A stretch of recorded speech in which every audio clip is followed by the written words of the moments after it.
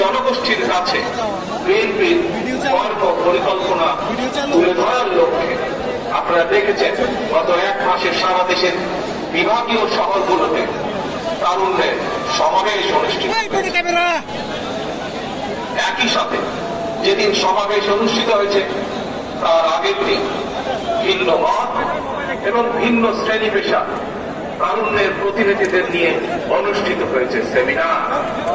তারা তাদের মতামত তুলে ধরেছেন কিভাবে এই দেশকে আমরা সামনে এগিয়ে নিয়ে যেতে পারি। আজ তারই অংশ হিসাবে ঢাকা বিভাগের তারুণ্যের সমাবেশ অনুষ্ঠিত হচ্ছে। উপস্থিত সমাবেশ গ্লোবালাইজেশনের এই সময় মানুষের আকাঙ্ক্ষা এখন আর স্বপ্ন দেখার মধ্যে সীমাবদ্ধ নয়, এখন সকলের সামনে সম্ভাবনার সকল এই সম্ভাবনার বাস্তবায়ন ঘটিয়ে বাংলাদেশকে সমৃদ্ধি এবং সাফল্যের দিকে এগিয়ে নিয়ে যেতেই হবে আমাদেরকে।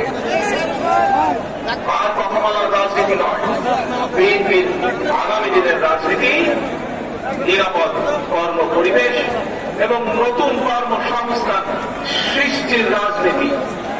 আর কথা বলার রাজনীতি নয়, এখন বাস্তবায়ন আর দৃষ্টান্ত স্থাপনের রাজনীতি।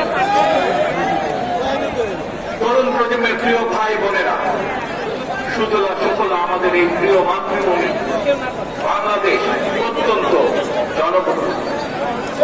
তবে আমরা যদি ডেমোক্রেটিক ডিভিডেন্ড বিবেচনায় নেই তাহলে আমরা দেখতে পাবো দেশের এই বহুল জনসংখ্যাকে যদি জনসম্পদে রূপান্তর করতে পারি তাহলে এই জনসংখ্যাই হতে পারে দেশের উন্নয়নের সবচেয়ে বড় নিয়ামক। এবং তাই দেশের কর্মক্ষম জনসংখ্যাকে জনসম্পদে রূপান্তর করতে আমরা অগ্রাধিকার নির্ধারণ করেছি কয়েকটি।